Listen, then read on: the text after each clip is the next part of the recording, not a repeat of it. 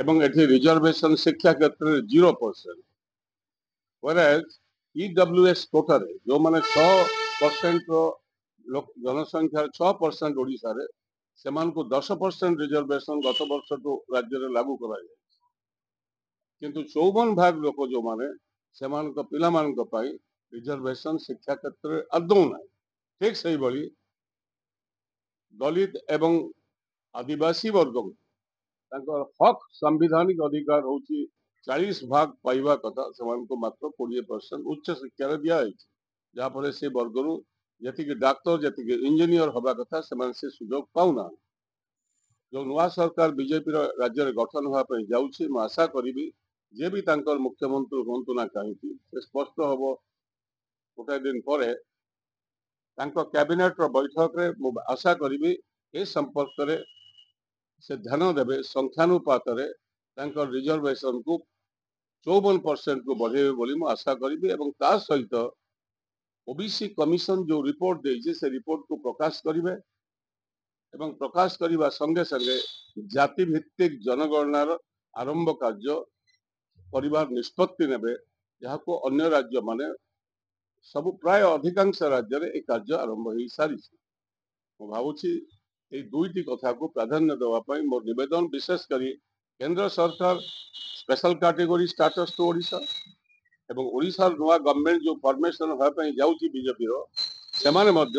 जाति जनगणना ओबीसी एवं संख्या लघु एवं ता सहित एससी एवं एसटी से वर्गर अधिकार तुरंत देवे बोली मैं आशा करूँ कारण सब बेले आम कही आसचे से भी कहते ओबीसी मोर्चा भी बार बार कहते जे राज्य में आम मंडल कमिशन को इम्प्लीमेंट करूँ आशा करी नुआ सरकार मंडल कमिशन को इम्प्लीमेंट कला बेले अन्य राज्य भली आम राज्यर 54% पछुआ वर्ग लोक सांविधानिक अधिकार निश्चय देवे जेहेतु ओडिशारू सबुठु अधिक संख्यार से निर्वाचित होती संविधान जो आवश्यकता रही 50% एम्बार्गो को उठेगा से एम्बार्गो को उठेबे बोली मोर विश्वास कारण आज इकोनॉमिक जो ईडब्ल्यूएस कोटा देला परे 50% एम्बार्गो ऑलरेडी उठी सारी ए दुईटी कथा उपरे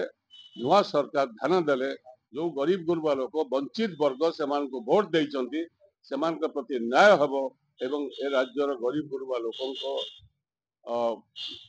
जो बहुदिन दाबी से दाबी को पूरण कर मुख्यतः जोड़े कथा को पुणी एम्फासाइज करुच्ची ओडिशा स्पेशल कैटेगरी स्टेट एवं जाति जनगणना मंडल कमिशन इम्प्लीमेंटेशन एवं 54% लोक अधिकार को जो छिन्न कर अतीत तुरंत कार्यकारी करेंगे विश्वास आगामी जो नुआ गवर्नमेंट नुआ मैंडेट नहीं आसचे ए संपर्क में कार्य करेंगे आशा करूँ